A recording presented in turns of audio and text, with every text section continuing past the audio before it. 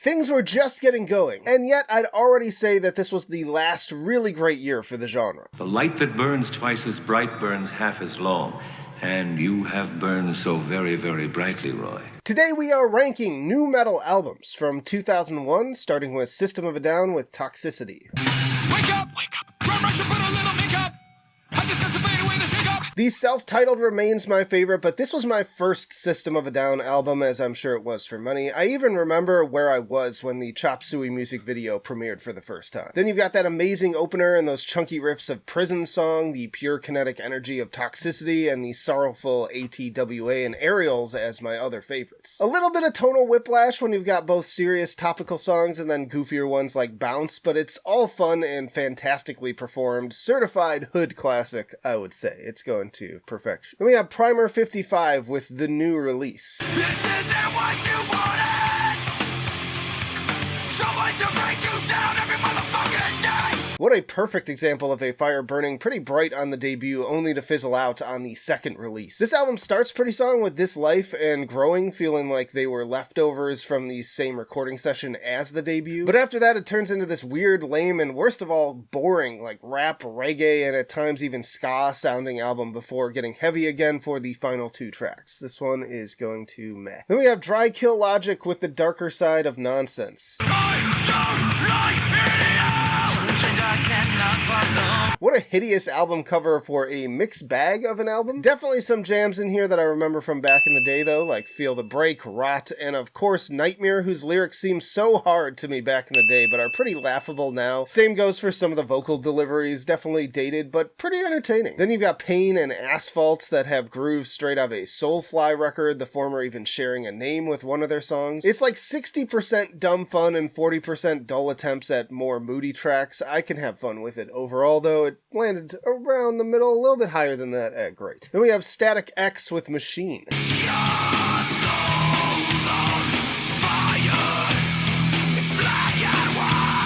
Get to the Gone is a great opener in the same vein as Push It. Permanence keeps the intensity while also stepping up the synth atmosphere, the latter being a consistent theme of this album, I would say. Black and White is a great single with a catchy chorus. This Is Not and Otsego. Undead are total ragers. Machine has that deeply infectious groove. And then the sense of humor is still there with In a Bag. I was not the biggest fan of Cold. I think it's grown on me over time, but the corny whisper vocals and more melodic focus that would unfortunately begin kind of a trend moving forwards. I just wasn't a big fan of that at the time. I'm also not a big fan of Burn to Burn either. Some people would put this album up with the debut at the top. Personally, I think it falls just a little short, but it's pretty close, so I'm gonna put it at fantastic. Then we have Flaw with Through the Eyes.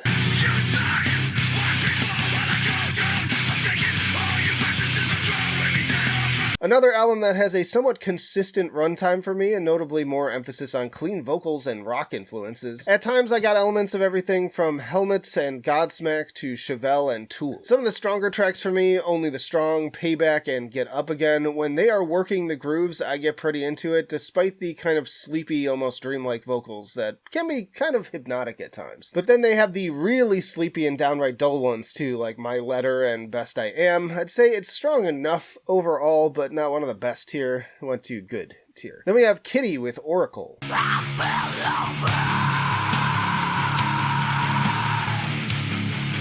This album was recorded as a trio following the departure of guitarist Fallon Bowman just a few weeks before recording. It's also the only album with bassist Talina Atfield. A transition toward a bit of a heavier sound here, both in the vocals and guitar work. I remember enjoying this one a lot back in the day when it came out, maybe even more than the debut even, but it just hasn't aged really well. Each time I go back to it, I find myself liking it less and less. The songwriting just doesn't feel memorable at all. There's not even one track that comes even close to brackish on here, I would say. Still barely misses bottom tier in that I can at least listen to the whole thing without outright hating it, so it went to okay. Yo, we have plenty more albums to go, but if you're enjoying the video so far, be sure to hit the like button and comment your own rankings, because this is just my opinion and I want to hear yours. It makes the conversation more fun. But next up, we have Machinehead with Supercharger. It's never good enough, never good enough. Even though you'll try and try, I'm gonna call you because I am the thing. The continuation of Machinehead's nu metal era from the Burning Red, with this opening track sounding very much like they are trying to be Slipknot. Exceptionally corny vocals, and the songwriting and performances aren't really enough to make up for it. American High in particular is extremely embarrassing, but this whole album is pretty trash if you ask me. It is going to meh. I could enjoy the Burning Red even though it was corny, this one not so much. Then we have Powerman 5000 with Anyone for Doomsday.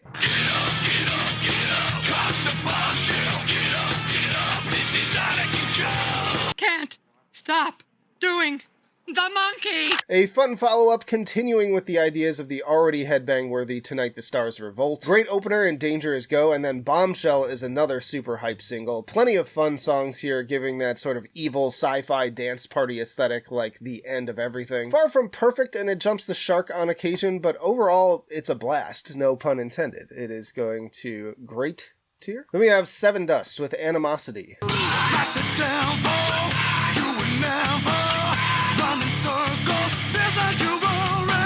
This album was actually my first introduction to the band and one that I listened to a lot back in the day. There's some really high points like the opener, TOAB, which is one of my all-time favorite jams from them with those rapid-fire vocals. Crucified does a great job of balancing a lot of different elements and maintaining great rhythms and groove. Trust is a solid softer track. Praise, Shine, Beautiful, and Redefine are also highlights, and Angel Sun is a strong closer, though I like the straight-up version a little bit better, but this one is going to perfection. Then we have Il Nino with Revolution.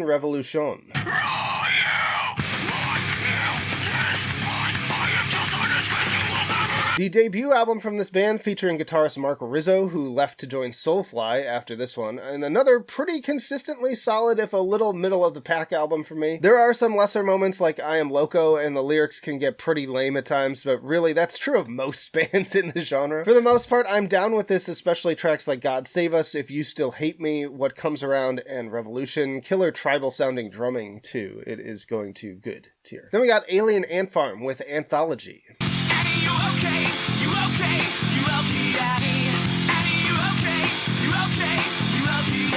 I always have a really hard time calling this band nu metal, as stylistically this album is all over the place, with the closest comparison overall being Incubus, but I know if I don't mention it, somebody is going to complain. Fun single in Movies, even if it's more of like a pop-punk thing with borderline Rob Thomas vocals. Whisper feels like a Glassjaw track, and then of course you have the Michael Jackson Smooth Criminal cover. Good album, if pretty inconsistent in quality, one of the more diverse and interesting ones here, but not super representative of the genre, I would say. I'd almost call this like new rock, if that lands with anyone. You all let me know what you would call Alien Antfarm.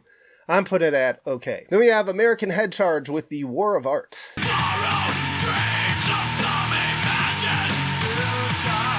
Absolutely love this album and considered it to be another one of the more underrated ones in the discussion of this genre. Killer fusion of nu metal with industrial elements, but with an extra heavy, pissed off spin. A violent reaction kicks in the door so hard, and then you've got more gym anthems for me here in Pushing the Envelope, Never Get Caught, and Seamless. Just So You Know made a killer single on the more melodic side, and despite being on the longer end of things with 16 tracks, I really enjoyed most of this. It's like pure undistilled nu metal angst, and for that it is going to fantastic. Then we have Adema with Adema.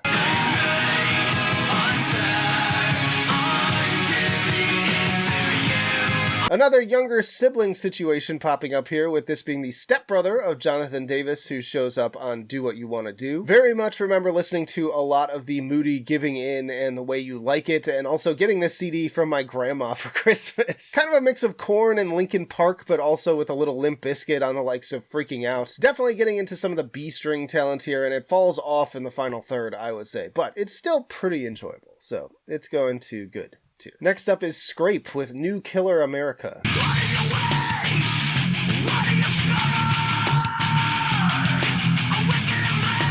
I wasn't familiar with this group, and I wasn't impressed by this debut, unfortunately. Some half-decent crunch to the guitars, but not much substance or personality. Some comparisons maybe to like Filter. Waste and Isolated make for decent singles, and then Goodbye, I Know, and Broken Knees are also pretty solid. Rise feels like it's ripping off the chorus from Somebody Someone, but yeah, this one is going to okay. Then we have 40 Below Summer with Invitation to the Dance. I'm at the edge of my...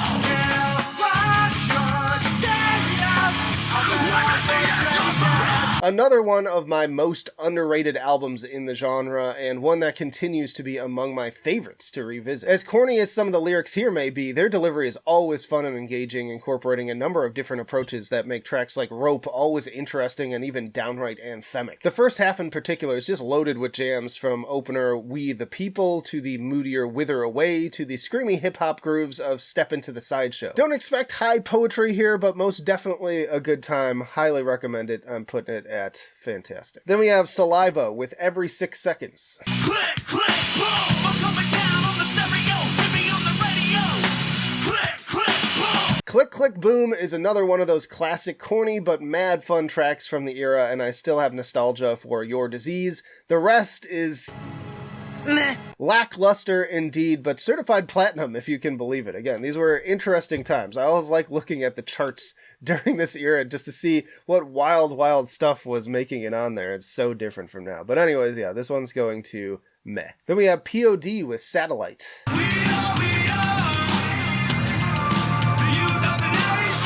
Alive and Youth of the Nation were more songs you could not avoid on the radio when they were dropped, but you almost never hear now. I still enjoy those songs, especially the drumming on the latter. I kind of got sick of them because they were so overplayed back in the day, but now that it's had some time away from it, it's like, oh yeah, these are great tracks, well written. I'd say again, the second half isn't nearly as strong as the first, but it's still a stronger start to finish listen than a lot of the lower albums here, so it still managed to claw out great. Then we have Stained with Break the Cycle.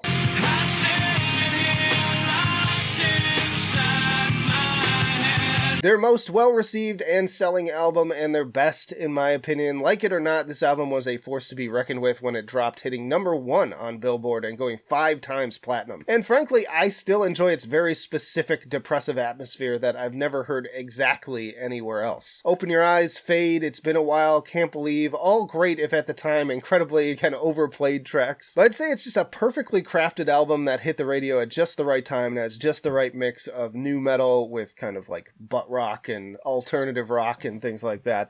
I love it. I think it deserves to be at perfection. It is kind of a landmark album. Then we have Drowning Pool with Sinner.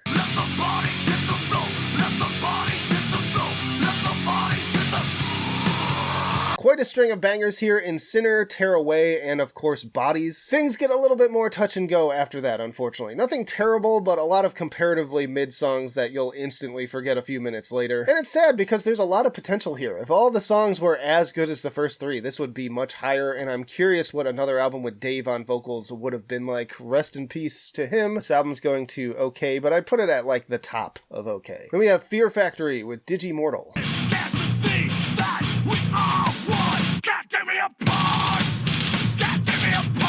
Another band taking a quick detour into the genre for an album that gets joked about a lot, but I still enjoy quite a bit. It also led to their first breakup, with Dino leaving on guitar for some time afterwards. I love Linchpin. It's honestly one of my favorites, right up there alongside Replica. Also a big fan of What Will I Become, Damaged, No One in the title track. I'll admit that Back the Fuck Up with Be Real is maybe a bridge too far, but hey, there are far worse things out there, and I still bang my head to that track, and the rest of the album is sick, even if you kind of remove it from the equation. So I put this at fantastic. Then we have Dope with Life. Life slipping away from me. It's not the way I thought it'd be. Another album I got for Christmas that year, this one I think from my aunt. I spun it plenty of times back then, but I think this one lacks some of what I liked about the debut. The cringe elements feel like they have increased, and unfortunately with these slight changes in vocals and production, the same level of grit that made it work last time just isn't really there anymore. The guitars and samples still say We Love Ministry, but unfortunately the poppier songwriting on tracks like Now or Never say the label wants more radio airplay. So yeah, this one ended up at meh. Then we have Chimaira with Pass Out of Existence.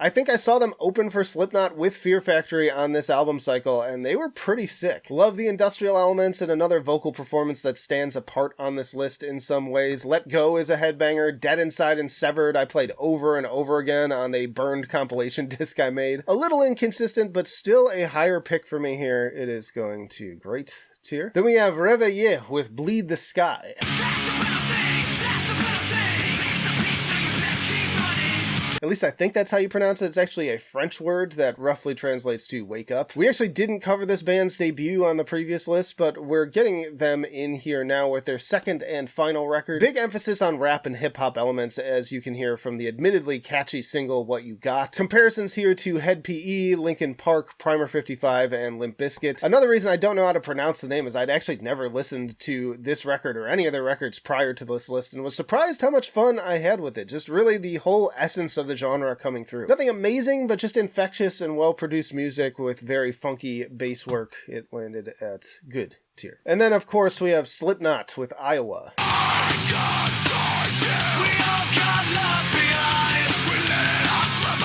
Expectations were high after just how explosive the debut was. Unfortunately, they delivered with another classic here. People Equals Shit, Disaster Piece, My Plague, Everything Ends, the Heretic Anthem, once more Left Behind getting some pretty regular radio rotation with the perfect balance of scream-along hooks and intensity, and really just more great scream-along moments in general with more memorable hooks too. I can see why so many people name this their favorite album from them. Personally, I think I prefer the debut slightly over this one, but it's very close. And also, to the people who say that Slipknot is not nu metal, I just do not understand that. They're literally like one of the big four.